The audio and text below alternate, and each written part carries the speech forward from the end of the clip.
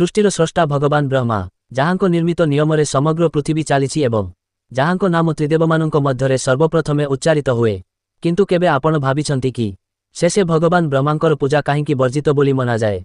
समग्र पृथ्वी रे भगवान विष्णु और भगवान शिवंकर कोटी कोटी मंदिर थिबा सत्वे भगवान ब्रह्मांकर केवल गोटिए मात्र प्रमुख मंदिर काहींकी। एहार उत्तर मिले पद्म पुराणर गोटिए प्रसिद्ध कथारे।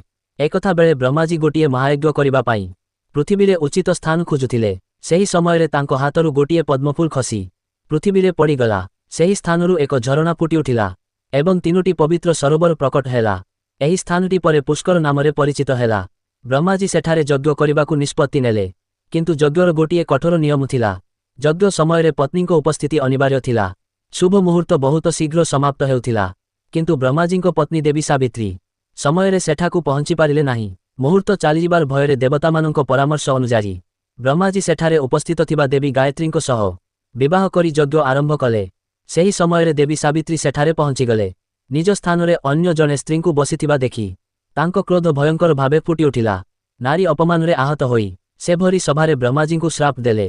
हे ब्रह्मदेव आपण संसारर सृष्टि करिसंती किंतु आजिठारु समग्र सृष्टिरे आपणंकर पूजा हेबो नाही न आपणंकर मंदिर निर्मित हेबो न लोके आपणंकू स्मरण करिवे। जे केही आपणंक पूजा करिवो तांकर विनाश निश्चित हेबो।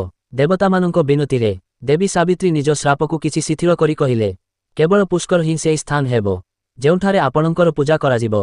एही कारणरू आज समग्र पृथ्वीरे भगवान ब्रह्मांकर केवल गोटिए प्रमुख मंदिर पुष्करे अवस्थित।